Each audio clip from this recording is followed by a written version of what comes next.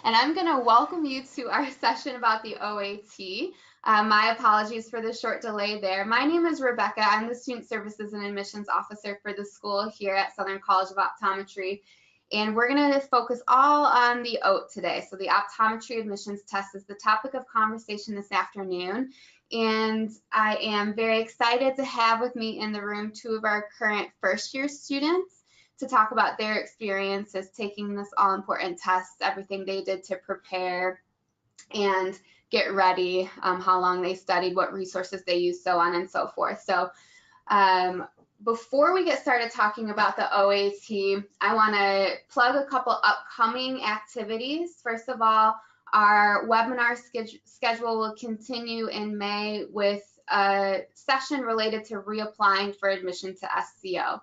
So our Director of Admission, Mike Robertson, who's a real character but very knowledgeable and helpful, will focus on all sorts of recommendations for students who have tried to apply to optometry school in the past and will be reapplying in this upcoming cycle. So great information to improve the quality and candidacy of your application.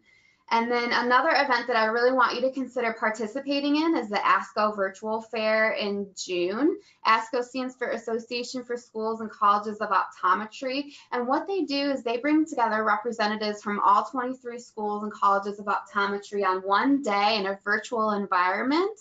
And each school has its own chat room. You can log into the different chat rooms, whichever ones you'd like, and ask questions of whatever representatives they have available. Sometimes it's admission officers, sometimes it's students, sometimes it's even faculty.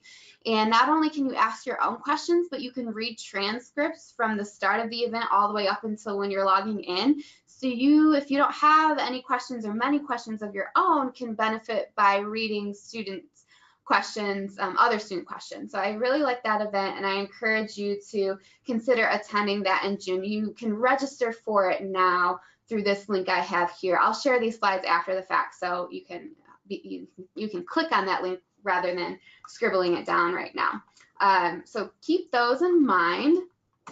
And without any further ado, we're going to launch into the session today talking about the OAT. Like I mentioned, I have a couple excellent students with me in the room. I myself, as an admissions officer, I have not taken the OAT. I'm not an optometrist, so I wanted to get some experts here to back me up. And who I have, Christopher and Joey, I'm going to let them for a few minutes introduce themselves, where they're from, maybe say when you took the OAT, and then what drew you to SCO, just briefly. Sure. My name is Christopher Pope. Real quick, I'm from Orem, Utah, went to Utah Valley University, majored in biology, and I took the OAT in August, late August of 2000, what would that be, 17? Excuse me, 2017, and then got in 2018, first year student, makes sense. And a couple of the things that drew me to SCO were their clinical programs, absolutely amazing. When you come up here to either visit or have an interview, it's amazing to feel the family feel that is here. Everyone's nice, the staff is nice. I mean, the custodians are your best friends, the security is awesome, and the faculty is outstanding. And those are a couple of things I can think of right now that really drew me to SCO.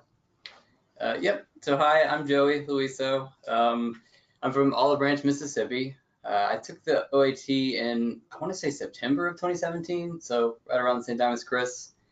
And then, yeah, I got in the next year. So a couple of things that drew me to SCO, I do have to agree with like the resources here are incredible, especially with the Hayes Center and all that. Also, the family feel that you get when you come here is, I mean, it's kind of amazing. Like you get here and you feel like you're at home. Which was something that was super important to me, feeling comfortable when you're at school, because when you're here, you're here most of the time. So, yeah. Yep, that is true. Awesome, thanks guys. And I promise not everyone at SCO has blonde hair and glasses, so we welcome all sorts of applicants here to SCO. All right, and so thanks again to you all for being here with us for these next few minutes. I want to make this as helpful for you all as possible, and so I want to encourage you to reach out with your questions. There's two different places in the system you can do that. So there's a chat box, which I believe you can see other people's chats, so that's the benefit to that. And there's also a question and answer box. So feel free as we're going along to chime in with your questions. We'll try to keep an eye on your questions as we go, but if we can't in the moment respond to your question, we will certainly get to all of those at the end. So again, let's make this beneficial and answer your questions. Make sure to chime in and ask what's going on in your mind. And these are the few bullet points that we'll cover today. So an overview of what the test is. I'm assuming if you made it this far and you're here listening to this webinar that you know what the OAT or the Optometry Admissions Test is, or you've at least heard of it. We will talk more about preparation for the test and the experience. So what are the resources you can use to prepare, what we would recommend, how you register for it. We're not going to talk at great length about the content in terms of specific items that are covered within the test. There are other places you can do to read that, but we're going to try and help you get registered and get prepared for that test. And we'll talk about some of the nuts and bolts for what you do with your scores and that sort of thing as well. All right, so what is the Optometry Admissions Test, or the OAT? So this is a standardized test which shows us your aptitude for basic sciences. It's a categorical test, and I'll show you what the categories you're tested on will be in the next slide. But it's going to go through section by section and test you on some sciences. There is a math section and a reading section as well. It is administered by the American Dental Association, so don't be confused if you see things associated with dental on the website. It is administered by the ADA, and we require it for a few different reasons. So first of all, it's testing you on the basic sciences, which covers a lot of those prerequisites we require for your admission to SCO, because that's knowledge that you jump off from when you start the program. So it's understood by our staff and our faculty that you have a basic knowledge of sciences and math and analytical thinking to use as a student. So it's going to show us your aptitude for those basic sciences. Our curriculum, especially in your first couple years, is very intensive academically, involving a lot of basic sciences. So these are topics that you're going to rely on day to day in the program. It also provides us with a standardized measurement for students. So you guys represent all sorts of undergraduate institutions, all sorts of backgrounds, all sorts of majors and minors. So while in the admissions process, we can look at all sorts of different factors within your GPA and transcript and academic history, it's hard for schools to compare GPAs across institutions, across different settings. So this allows us to see how students do on one particular standard of measurement. It also helps us to see how well prepared you are to take these sorts of standardized tests, which I know aren't cakewalks and aren't the most fun thing, but they are important as an optometry student, because you need to pass a set of national boards in order to become eligible for licensure as an optometrist. So taking tests is an important thing for you to be able to do as an optometrist. And some studies have shown that performance on the OAT is the determination of how you will later perform on national boards.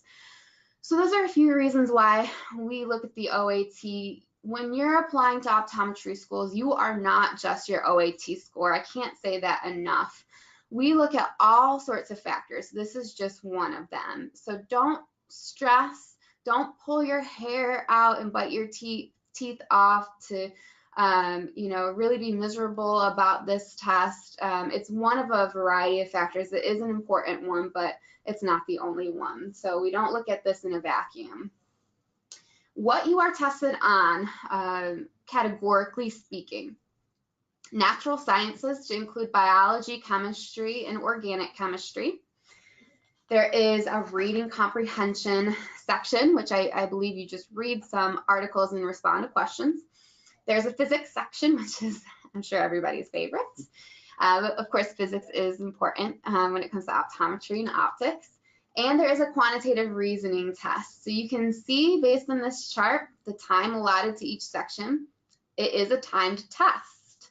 Keep that in mind. That's a really important thing to know about the OATs, that you are timed. It's just over 4.5 hours of testing if you do the tutorials. So that's quite a chunk of time to get ready for. You want to factor timing into your study strategy. So don't just read through books and know how to do the questions and think you're good to go, because there's a lot of pressure when you're in a timed environment. So you want to make sure that you do some timed practice tests. In an ideal world, you put yourself into some nerve-wracking environments if you can, to really to show the environment or get ready for the environment that is the test. You do get a score naturally for the test. So this test is scored out of 400. And you don't get a percentage of questions right and wrong when you receive that score. It's scaled. So they, in the words of the OAT or the ADA, they use some equating procedures to determine your score. So scored out of 400, 400 being, the top score you can get. And it's based on the number of correct responses that you obtain. So in other words, you're not penalized for guessing. They're going to add up the points however they do it of the questions that you got correctly. And so in other words, it's the same if you don't answer a question or if you get it wrong. So definitely make sure you're guessing as best possible. Don't leave any questions blank. And with your score at the end, your cumulative score is known as your academic average. You also get sectional scores. So you're going to get subsectional scores for biology, for general chemistry, for organic chemistry, for reading comprehension, and physics. We see scores for all of those sections. There's also a combined total science score. A quick note that you do get an unofficial score report once you are finished taking the test on the test day, which I think is a really nice thing, although it can be pretty nerve-wracking. Yep. But you don't sit in misery wondering how you did for too long. It's pretty instantaneous, so don't be surprised if you learn that you're going to get your test result right away. Can I say something about that? Sure, yeah. Yeah, the worst part is that they don't show what a test result sheet looks like. And so you're looking at every part of the page, like, where's the total score? Where's my score? And I was just all confused, but then I finally figured out what I got. So that was a good feeling. But it was a little just to add to it, right? Yeah. All right, and so with these scores, a maximum of 400, what are you aiming for?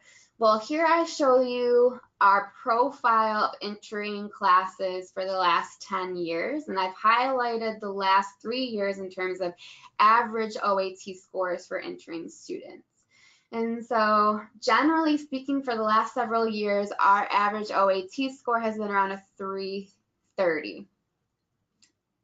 I would recommend working and working hard to get to at least that average for 330. We generally consider a 320 and above to be a competitive score. So if you get a 320 or above, then you can feel pretty confident about your success in this activity. Again, we don't look at OAT in a vacuum, so the other factors of your application and candidacy are important. Your GPA, your success in undergraduate studies in general, or graduate studies if you've gone there, your experience and exposure within the field of optometry, your communication skills, so on and so forth. But we do need to see success within the OAT, so 320 or above is what you're working for, with 330 being our average. The higher score you get, the more competitive your file is, and the more likely it is you'll be considered for scholarships too, so that's an important thing to keep in mind. We don't have a hard minimum for OAT scores. In the last many years, though, we haven't accepted a student who has lower than a 300. So essentially our minimum, at least for the last several cycles, has been a 300. It can change. That's why we don't set it as our hard minimum, because we keep the door open for how things progress each cycle. So if you score below a 300, we generally would consider that an automatic recommendation for retake. If you got in the 300, 310 area, then we can advise you based on other factors in your file. So I would call an admissions officer like myself, and we can go through a little bit in more detail your file, your transcript, your GPA, the other factors, and give you a recommendation based on a deeper analysis of your competitiveness. All right, and when should you take the OAT? You can take it independently of the application cycle. You do not need to wait for the application to open up in order to take the OAT. You can take it anytime. I recommend, although it is essentially a personal preference, I always like to recommend that candidates think about taking it before the application opens. That way you can get it done and over with by the time the application is available and you don't have to worry about it any longer. Taking it early is always recommended because it gives you time if you need to take it again to do that and still get that updated score to us before our application cycle gets far too competitive. So just for reference, the application opens June 27th, at least for this year. It's generally around July 1st to include the centralized application system, Optomcast, and also SEO supplemental application that lives on our website. Some other things you want to keep in mind when you're finishing the relevant courses as an undergraduate student, if that pertains to you. So have you finished your basic biologies, your physics, your chemistries, your organic chemistry? Or when will you be finishing those? So you want to make sure when you're planning out your prereqs to take the relevant ones, the OAT, early enough that it doesn't impede you from taking that test when you want to. And when will you have time to study? So if you take the test in May, are you going to have time when you're finishing other classes, taking final exams, to really focus on studying for the OAT, or do you want to push it to June so that you can take those first few summer weeks to really intensely study? It's really up to you to decide. We always recommend the earlier the better, and you guys mentioned when you took it. Do you feel happy about your choices for timeline in terms of taking the test? I wish I had taken it early for sure, just because you have that peace of mind. If you do have to take it again, you have time to do it. And it's a stress thing, in my opinion. If you get it out of the way, you're not be quite as stressed about the OAT on top of everything else with the application process and going to interviews and all that stuff. So earlier is definitely better. But if you don't, it's not the end of the world either. So yeah, I totally agree with what Joey said and with what Rebecca's been saying. Of course, all of us have different schedules, different class schedules. I wanted to graduate a little bit earlier, and so I had a full 12 credit summer schedule, and so I pushed it back until August just because I wanted a little bit more time because I was taking so many credits in the summer. But if I had not been taking credits in the summer, I for sure would have taken it earlier. All right. So we're going to touch briefly on the process for signing up for the test. So again, it's through the ADA. I'm actually going to log in just a moment and show you the ADA website. Why don't I go ahead and do that now, actually? So this is the OAT website. We all can see that. It's pretty basic in structure. It won't take you too long to log on and read. So that's my first recommendation. Just jump on this website and read through the different sections. What you'll need to do first is request a PIN. When you request your PIN and receive your PIN, you can then apply to take the OAT. So that's independent of applying for optometry school. You're basically registering is another way of thinking of it to take the OAT. On this website is also where you can request accommodations if that's relevant to you, request consideration for partial fee waivers for those of you that need it. Those are limited and first come, first serve. So if you want to be considered for a partial fee waiver, and I think they're pretty well spoken for the near future, but pop on if you're not looking at taking the OAT too soon to see if you are eligible and can apply for a partial fee waiver. There is an OAT guide, which you can see here, and that will take you to a PDF document that looks like this and gives you much more detailed information about the test and anything you could want to know. And here is where you will find a list of topics that you're tested on within each section, like so. So this is an important document to also give a read through. So after your application is processed, you'll receive an email with instructions for scheduling your test, and it's recommended that you schedule your test 60 to 90 days in advance. Don't sit around and wait because the appointments can fill up. There is a fee to reschedule. You can only reschedule within the month that you're, or the months that you're eligible based on when you applied. I believe there's a 6-month period, and you can't reschedule if it's within 24 hours of your test time. Let me go back to the slides here. There is a cost to take the test. It is a pretty expensive test. It's $465. For that reason and others, I always strongly encourage students to plan on taking the test once and doing the required preparation to only need to take it once, because it is a pretty significant cost. You will ultimately take the test at a Prometric test center. So once you apply to take the OAT, you'll have access then to log into the Prometric website and look and see where there are locations available. Prometric, they're independent testing centers where I went to take the GMAT as an example. So different tests are administered there, and they're all over the country. You might want to look soon and see what are available in areas close to you. If you're going to have to travel, factor that into your timeline and your plan. And different Prometric test centers have different availabilities. Some are available on Saturdays, some are available only in the mornings, some in the afternoons. It all depends on where you're located. So that's a good first thing to look at, is the Prometric test centers in your area and when they're available and how far out they're booked in terms of the OAT. $465 is what you need to take the test. There is, if you look on the guide or on the website, a score report fee. That's only for score report requests that you make after applying for the test the first time. What happens, it's kind of confusing, so I'm going to try and explain it as clear as I can. So what happens when you apply to take the test, you can sign up to have the scores submitted to different optometry schools.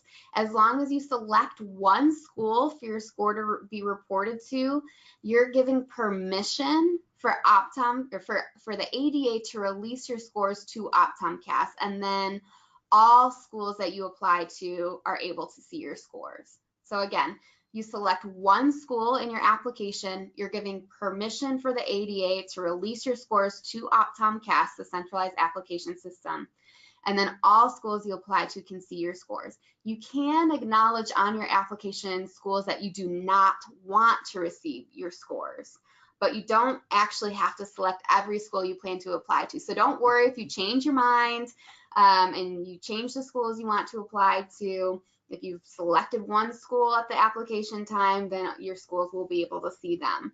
So make sure that you select at least one school, because if you don't select any schools, you haven't given permission for your scores to be released to Optomcast. And that's when you have to pay the score report fee, that $40 after you've made that application request. Hopefully that made sense. I know it's kind of weird. All right, so let's move on and talk for a minute about preparing for the test. A few recommendations from my perspective before I open it up to our students for them to give their recommendations about studying and preparing. So the OAT is important. It's important that you don't cram. You can't cram for this in a day, an evening, or even a week or two is not recommended. You want to take steps so that you're getting in the mind frame where you're remembering and retaining, you're not just regurgitating. So I remember when I was an undergraduate student getting ready for exams, I would cram, I would study whatever materials I have for a test in a given subject. I would reread my notes, rewrite my notes, highlight, and then as soon as I was finished with that test, I would throw the notes away and say I'll be done with that test. Well, that's not going to cut it. It's not going to cut it for the OAT. You need to retain this information, not only for the importance of this particular test, but also because this is knowledge that it's expected you have as you start the optometry program. Faculty members are going to rely that you have a baseline of knowledge in these subject areas. It's also important because as a doctor, as an optometrist, you need to know how to retain information. When you have a patient walking in your office, even if it's 10 years after you've graduated, they're going to want to be assured that you have the information you learned when you were in optometry school getting ready to be a doctor. So retaining information is important for the OAT, for your success in school, for your success taking national boards, and for your success as a doctor. So you want to review your notes often. You want to do it over and over. You want to test yourself. You want to study in groups, do as many different kinds of modes of study that you need to make sure that you can recall this information for all of these reasons. Consider your prerequisite courses, those that are relevant to the test. How long ago did you take those courses? Did you take physics in your freshman year? Should you spend a little bit more time studying for the physics section because of that, or basic biology as an example? It's never too early to start reviewing, but again, you want to consider when you're taking the test and when you have the most time available. Resources that are available, there's plenty of them. So there are books. The most popular one that I hear is the Kaplan book. I think that's a great resource. The OAT Destroyer, another popular book. There are online resources like the Crack the OAT. They have I think hundreds, if not thousands, of practice tests, and they have different ways that they can help you realize your weak areas, identify those so you can practice. Videos like Chad's videos. He's basically this dude named Chad. He's from ASU, you say? Arizona State. Arizona State. Yeah. And he lectures in front of a whiteboard. There's different modules you can subscribe to. That's a really popular one. One of my biggest recommendations is to take practice tests. Most of these resources are going to include practice tests. And like I mentioned, it's a time test. It's a stressful test in a stressful environment. So practice in that environment. One thing I want to mention is that there are practice tests on the OAT website, and what's nice about those practice tests is that it includes questions that were on previous versions of the OAT that have since been retired. So you're actually getting questions that maybe the two gentlemen in the room were tested on when they took it. And then there are courses like Kaplan. Kaplan's course in particular is a little bit more expensive, so we generally recommend that if you're needing to retake the test and improve your score. In some cases, these resources provide a guarantee to either make a certain score or improve your certain score, or you get your money back. I know that's the case of the Kaplan test, or excuse me, the Kaplan course, in terms of a guarantee that you can improve your score. And then I believe Crack the OAT gives you a guarantee that you make a 250, I think is their guarantee. So consider that. Another big recommendation is to check with your undergraduate institution if you are in school at the moment, because some of your academic advisors might have library of study materials. Some schools are partners with Kaplan, so they might have discounted opportunities for practice resources or tests and exams and courses and all that kind of good stuff. So there might be resources at your undergraduate institution if you consult with your academic advisors or your pre-health office. One more note about practice tests is to consider the environment in terms of what you have available to you. So when I did this webinar last year, one of the students I had on the line said that he went to an area to study that wasn't his home. He took the snacks and the lunch that he was planning to have with him on the day so he could really have an example of what the test day would be like for him. You can't really bring much in, you can't really bring anything in with you to the test room to include calculators. So what I was building up to is that you might want to practice and do some of your practice tests without a calculator. You get a simple calculator on the computer screen, but you definitely don't get your TI 89s. So if you're doing practice tests, try using the calculator on your computer. All right, so let me turn it over now. I want each of the panelists here to really dive in, talk about what your strategy was for preparing, what some of the resources you turned to, and if you have any recommendations or tips in terms of what you wish you would have known or what you might have done differently if you had another chance. Want me to go ahead? Yeah, go for it. All right. So I wanted to take like the simplest approach as possible to try to minimize the stress, and I didn't want to have like a bunch of different books and stuff all over the place. So I bought the 2017-2018 Kaplan OAT book. I think it ran me like $60 or something like that, and so it wasn't too expensive, which was a nice option. And then I took about 3 months to study for it. I would definitely not advise taking longer than that, because one of the things you'll need to do as you study through all this material, because it is kind of a lot. It's like what Rebecca said. You want to keep reviewing as you go through all this material. So one of the mistakes I feel like I made was just kind of hunkering down and getting through all the material. And then about a week before I was going to take the test, I think I took one of the practice tests, and I didn't do well at all. I actually did pretty bad on it because I didn't go back and review some of the stuff that I'd learned, 3 months ago. So constantly reviewing the material you're learning is super important. That's definitely a tip I would take to heart. And obviously it ended up fine. So I went back and reviewed everything, and it kind of clicked back in, and it worked out. Another thing I did too was in my apartment that I was in at the time, I set up an area to study that was only for studying for the OAT. So when I sat in that spot, it was a lot easier for me to get into the mentality that I'm going to be here for a while, flipping through this Kaplan book. And that was super helpful. You want to definitely minimize distractions. Another thing too, you might want to tell friends and family, I'm going to be busy for like a couple months or however long you think you need to take to study for the test. Because it is a bit of a commitment, and minimizing distractions is super, super important. And telling them ahead of time will inform them that, you're working on something important, and, you don't want them to think you're being rude by, saying you can't hang out or go to some family thing. So it's definitely important to inform the loved ones around you. You're going to be pretty busy while you're studying for the OAT. I guess the only other thing I can think of is just make a routine. That really helped me too, to just have the routine to follow to get through all this stuff. I was working a part-time job at the time, so I would go to work. When I got off, I would start studying for a few hours, go exercise, come back and get back to studying.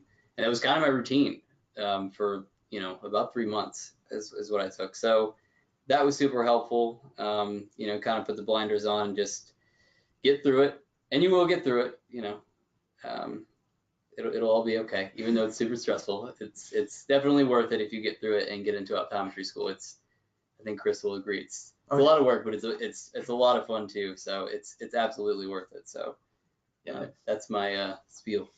Yeah, it's been an awesome first year so far. Yeah. Even with finals next week, it's great. Yeah. With what Rebecca said and with what Joey said, wow, they kind of covered a lot of the things. I think probably one of the things that I would regret, and I kind of mentioned this earlier, is that I did take a lot of courses during the summertime, and that took a lot of my time. I mean, they were the really hard classes. I was just about to graduate, but I really wanted to do it. And so I kind of started to study. I took the test in August, and I began to study probably in like February or March. But that was just like taking doing a couple practice questions, even just a week, just to kind of get used to more questions and bring back some of those classes that I had taken like years before, like has been said already. But in the summertime, probably a month or two before the test, I really buckled down, and I did use Kaplan. I had the Kaplan book. I used OAT Destroyer from a friend who had one, but then for me, it was all about practice questions. I took every online practice test I could get my hands on, any paper versions that were free. I even went to the DAT bootcamp, which is the DAT for dentists, but the ADA writes it, and they only had one section that's different. They don't have the physics section, and so I took his stuff, and it was super helpful because the math section had changed, but you don't have to worry about that. That's already done. But yeah, for me, it was just taking practice tests, and then one thing that Rebecca said that I really liked is time yourself. You have to be able to do this under stress. And I wouldn't do it at home. I can't study very well at home, so I would go to the school during the summer and pick a spot, study. I love studying in groups, and so my friend and I, who actually is also a first-year student here, Braden, he's awesome. We studied together a lot, and we would, again, under time, take a section and then talk about the questions that we missed. How could we study better? Because it's all about strategy. These guys like Chad, Course Saver, they'll teach you study tips, and also on DAT Bootcamp, if you decide to use that, they'll teach you study tips of, hey, when you see a question like this, like if they have a triangle in the math section that's 3, 4, the hypotenuse is 5. It's like little things like that that really save time, so you can focus on the more difficult questions on the test. But yeah, for me, practice tests, just take as many practice tests as you can. And don't procrastinate. Yeah, you can't do it the week before. It's impossible. Yeah. I mean, put it in time, put in the sweat. It's going to stink, but it's totally worth it because optometry school is great. Wow. Yeah.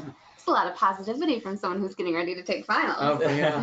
It's the only way to be. Bring it on, All right, so I do have a question from one of the students online. What was the hardest science section to study for and why?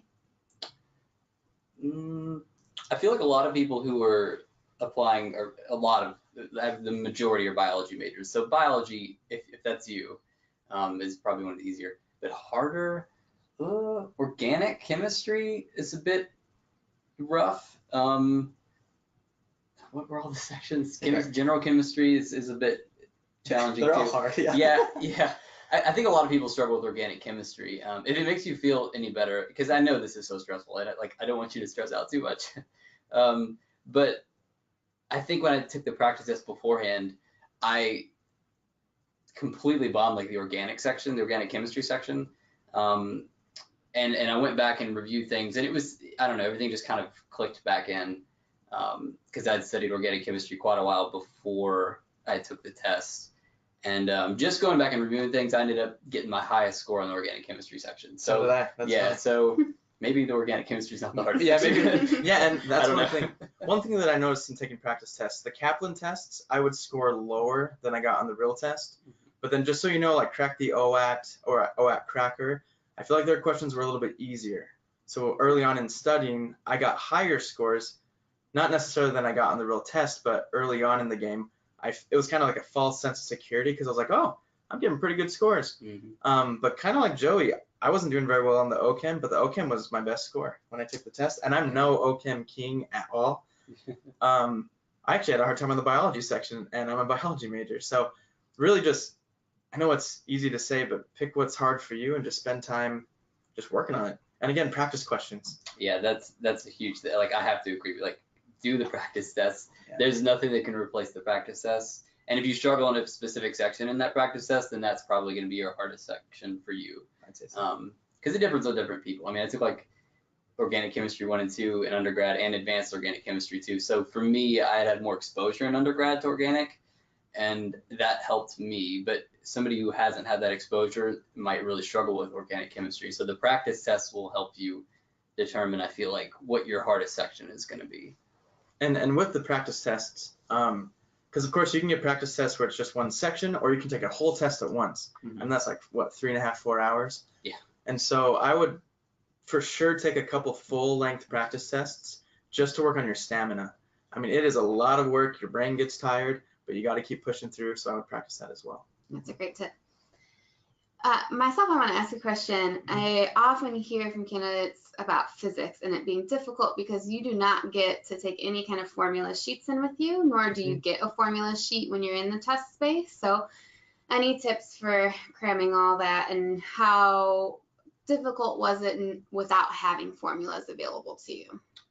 Okay, so I have I don't know how many people do this, but I feel like this is somewhat of an interesting answer. So with the Kaplan OAT book, they give you, in the very back of the book, they give you kind of like I'm going to call them cheat sheets. And basically what they have is like the most important stuff that's going to be on the OAT condensed down into just like 1 or 2 pieces of paper, basically. So what I did was I made copies and I like hung them up all over my apartment. So like when I'm brushing my teeth at night, nice. I've got something on the mirror and I can look at the formulas. And because one of the things is just repeated exposure is just how we learn things, I feel like, as human beings. You just have to keep repeating exposure to things. So that was helpful in terms of like any kind of formulas you're gonna have to know.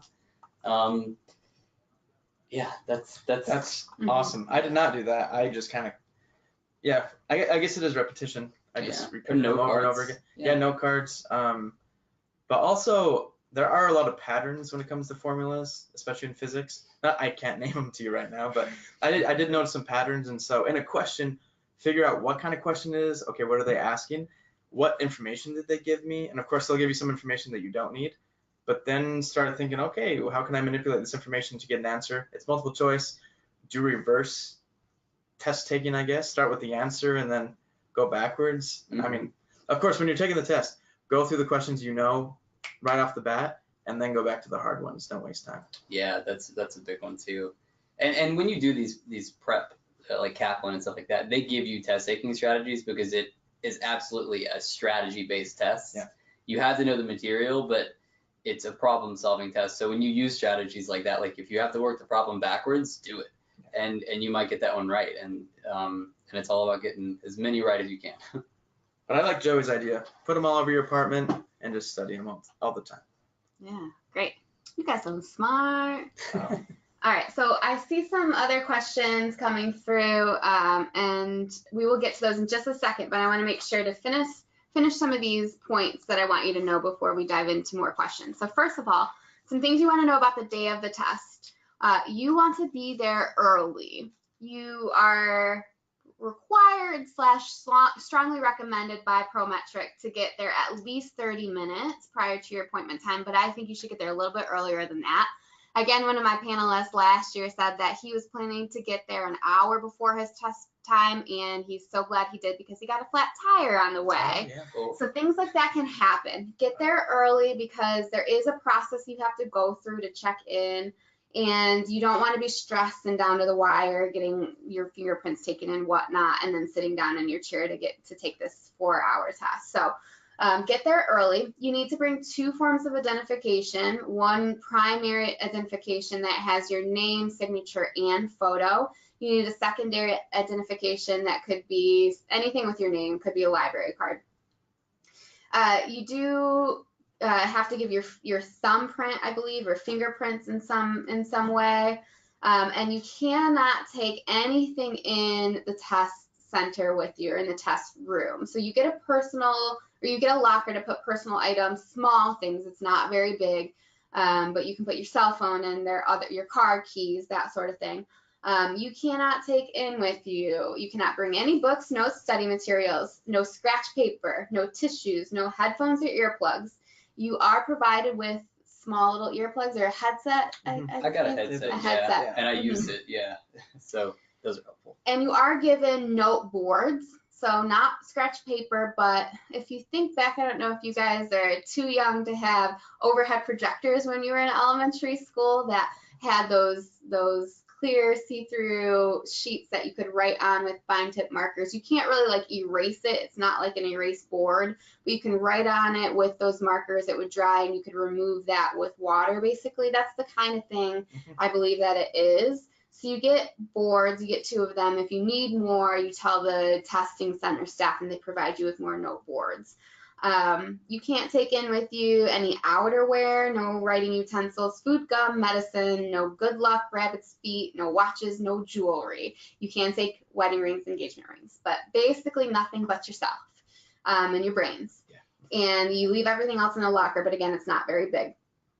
You'll be given the note boards, markers and earplugs, and then again, the basic calculator on the computer. The more prepared you are for this, the less stressed you'll be. The more on time or early you can be, the less stressed I think the experience will be.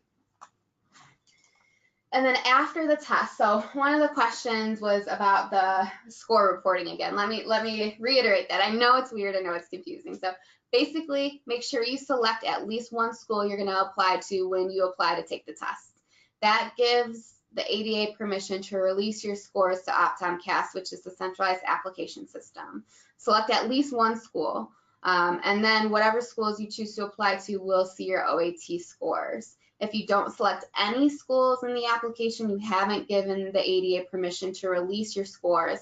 And so you would then, after the application period, have to request a score report to be sent and pay $40. If you select at least one school during the application, then it's included in the price of the test. So choose at least one school that you want to apply to. You finish the test and you get an unofficial score report. You can, in our case, email us a copy of your unofficial score report, and we will consider that for our admissions process while we wait for your official scores to be audited and put on the ADA web portal and then imported to Optomcast. which can take 3 to 4 weeks. So we will review your unofficial score report in the meantime. Just take a photo of it on your phone or scan it and email it to us. It will automatically dump into OptomCast at some point in time, but can take several weeks. We will see scores for all attempts. So if you've taken the test more than once, there's no way to choose which scores you want to be reported and others to hide. Keep that in mind. I sometimes am asked from candidates if it's okay to take the test once as practice to see how it goes. And it's really up to you, but I don't recommend it because the test, for one thing, is really expensive, and there are much cheaper practice tests that we don't see scores for. So we do have students that often take the test a second time to increase their competitiveness, and that's perfectly fine. About 25% of our incoming class took the test more than once to get it to a competitive place or to increase their chances for scholarship. So don't worry if you need to take the test a second time. A quarter of our class has, but don't take the test just to practice. There are practice tests for that reason. There is a waiting period if you decide to take the test a second time or third time. You have to wait 90 days in between attempts. So that's one reason why I recommend taking the test early, so you still have time to wait that 90 days and report your score while we still have spaces available in our class. Scores need to be within 2 years in order to be valid. So we need recent scores. You can take the test up to 3 times. If you decide to take it a 4th time, you need permission from one of the optometry schools you're applying to. We don't have that happen often, but it does occasionally. Above and beyond the 3rd attempt, you can take it from that point moving forward only once every 12-month period. So with that, I think that brings us to the end of the nitty gritty. We're going to dive in and address some of your questions that have popped up. So keep them coming. One question I'm going to ask our panelists: how did y'all study for the reading comprehension section? Ooh, that is a good question. Do you want to take that one, and then I'll do my spiel? Sure. I don't have much of a spiel. I just took Okay. practice tests. Again, my war cry is just practice tests. Practice reading. Again, it's all the time. It's all about time. I think there was like 15 minutes per section. There were 3 articles that you had to read and answer questions about. I think there's a highlighter tool you can use. And that's what I would do. Again, they teach you skills in these books and these online portals. They will teach you how to read quicker and pick out keywords. There were a lot of times where I picked out these keywords where I thought, hey, I've taken tests and it kind of sounds like they'll probably ask something about this. And many times, probably like 60% of the answers asked for a specific part. And because I highlighted that word, I was able to go back and figure out the answer pretty quick. Yeah, my thing is that a lot of the prep material, and I use the Kaplan, like I said, gives you strategies for the reading comprehension section. And I remember thinking when I was studying that it's kind of like, it's almost like not really even reading, because you're using strategies to extract information that they're asking questions about. Mm-hmm. It's more of that than it is actually reading. So when you're in your studying and all that stuff, and whatever you're studying is giving you tips on how to get through the reading comprehension section, really remember those tips, because I think as people who are in science, we tend to think that, oh, reading comprehension is no big deal. But I know, friends in undergrad who applied to the dental, what is it, DAT? DAT. Yeah, they did the DAT. And one in particular, she really struggled with reading comprehension because she didn't study it at all. Because you have to be prepared with those strategies for tackling that section. So don't underestimate it, is, I guess, my point. Yeah. And then also one more thing with the reading comprehension. Some of the articles were actually pretty interesting. But what you got to think about is I'm going to focus on this for 15 minutes. I'm going to try to understand it the best I can. And then when you go to the next article, dump that information. It doesn't matter anymore. Focus 100% on what you're reading presently. Just whatever you're reading right there, focus on it. Mm-hmm. All right. A quick question about the note boards. The question is whether you're provided with markers, and you are. Yes. Mm-hmm. Good question. A question, what is something you would change about your studying for the OAT looking back now?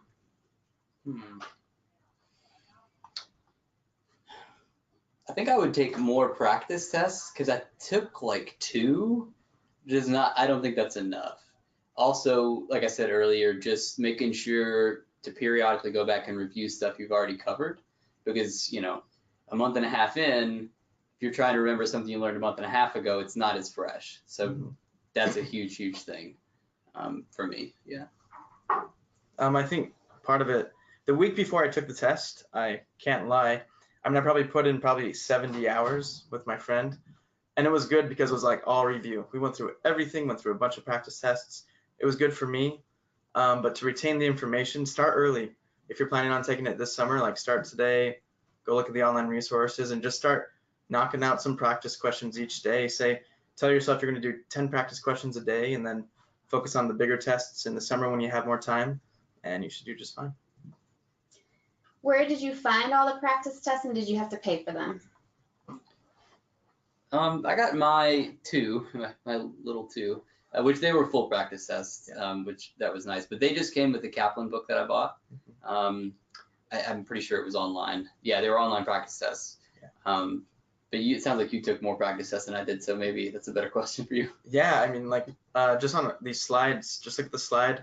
I think Kaplan even gives a free online test, so you can take that one. OAT Cracker, I believe, has some. Crack the OAT.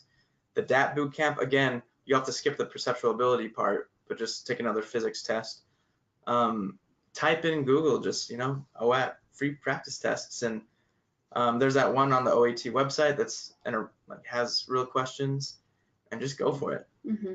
Google is pretty powerful. You can just type in OAT practice tests, and a lot of things will pop up. Yeah, I definitely recommend the practice tests on the OAT website. Like I said, they have the questions that have been used in previous versions of the test. I think they have other links to resources for studying and prep as well, including other practice tests. But there is a cost. I think you can get it in different modules in that case. A question about learning accommodations, disability accommodations. Yes, you can request those, but you have to follow the appropriate procedure. So there is a form to request accommodations on the OAT website. So once again, I'd recommend going through that guidebook, and that explains and actually gives a link to access that accommodations request form. A student says, I'm going to do more of Chad's videos and biology flashcards. Oh yeah, that's great. Good for you. I love Chad's videos. I hear from students all the time that Chad really helped them out. I don't know if Chad's getting a commission on all this or what, but I sure hope so. It's free too, so. Some of them, yeah, they are free. Oh, they are? Okay. I didn't use Chad. I think CoreSaver, he's connected with that, and you have to pay for it. So he's making something. Different modules, yeah. Right? All right, so this question says, is there a requirement for how many hours you need to work or volunteer in an optometry setting before you apply? So I decided to take the OAT, so last second, I don't have any previous volunteer experience for optometry, specifically only at a hospital. Great question. So as I mentioned a few times now, OAT is not the only factor we look at for your competitiveness. So it's one of different academic qualifications, but we also want to see exposure to the field. We don't have a requirement, but what we're looking for, generally speaking, is 30 to 45 hours at minimum. So the more, the better.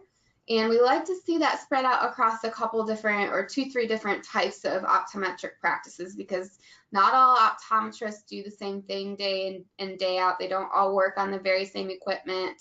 They don't see the same patients. They do different things. There's some variety, and sometimes it's not easy to understand how much there is across all scopes of practice in optometry. So we like you to see some variety. So 30 to 45 hours at minimum, 2 to 3 different modes of practice, types of practice. So if you've seen private practice, go to a facility where there are ODs and MDs working side by side to care for the same patients, or go to a commercial practice or a children's hospital.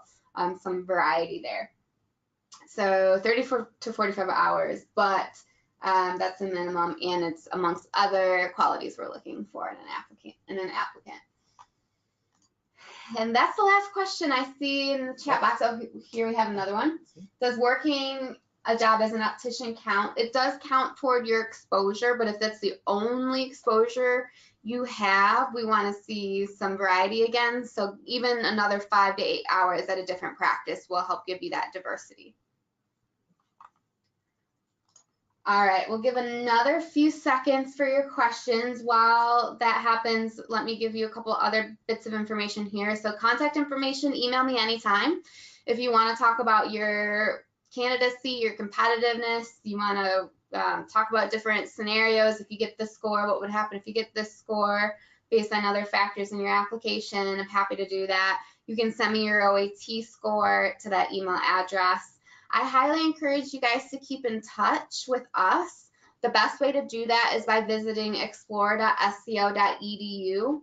If you get our emails, if you got an email from me about this webinar, you're probably already in our database, but you might not know that we have a new system that gives you microsites. So you log in, you put in your email address, and you get access to your own personalized microsite where we're giving you information that's pertinent to where you're at in the process. And you're communicating information to us about your interests, and then it adapts that microsite even further. So go on to this explore.sco.edu and check it out, my recommendation. And then, of course, keep in touch with other webinar series we have going on. I mentioned reapplying for admission to SCO is in May. The session after that is about the timeline for applying and all the steps and checklist items for your application. So that's a great one if you're getting ready for this next application cycle. And I want to thank our panelists. I think you guys shared some really great information, and that I'm sure was really helpful for everybody listening on the line. So thank you guys so much for being here with us this afternoon. Our two panelists, they are ambassadors for our school here. So if any of you out there have questions and you want to follow up with students, I can get you in touch with Christopher or Joey or other students here too. We have so many here that would be willing to talk with you and share their experiences. So don't hesitate to reach out to me and let me know if you want to be in touch with some of our students here at SCO as well. Matt says thank you as well. Yeah. All right, guys. Well, thanks for listening in. I'll post this to YouTube and send y'all an email after the fact that has a link if you want to revisit this session. And we hope to see you at future webinars. Thanks again.